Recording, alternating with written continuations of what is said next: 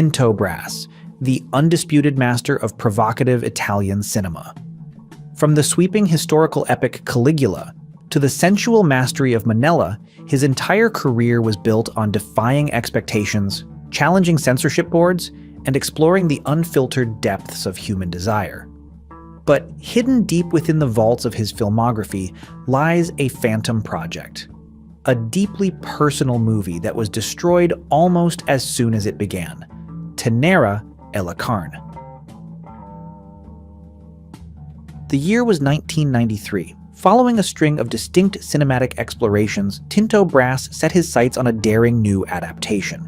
He wanted to bring The Butcher, a controversial 1988 French novel by Alina Reyes, to the big screen. The Italian working title was chosen as Tenera e la Carne, translating directly to tender is the flesh. Unlike the lighter, more comedic romps that characterized some of his later works, Brass envisioned Tenera e la Carne as a brooding, high-art psychological examination. It was meant to explore the intense intersections of physical obsession, emotional vulnerability, and dark human compulsion. Pre-production was meticulously planned. Casting rumors filled the Italian press, and the cameras were finally rolled for principal photography. Then, absolute disaster struck. In the complex world of European cinema, films often die hard deaths, sometimes through long, agonizing battles with censor boards or crippling financial deficits.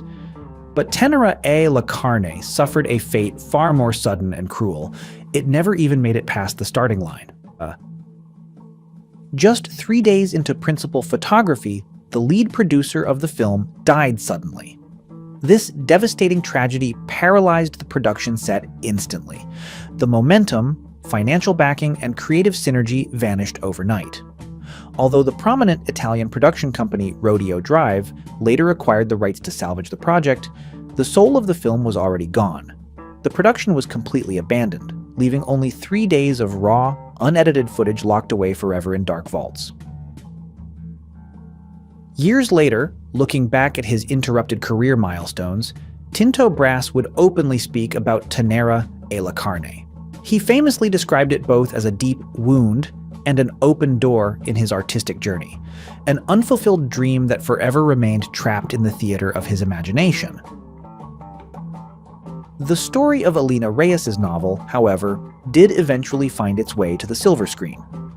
In 1998, 5 years after Brass's aborted attempt, Italian director Aurelio Grimaldi successfully adapted the book, releasing it under its original title, Il Macellaio, starring Alba Parietti.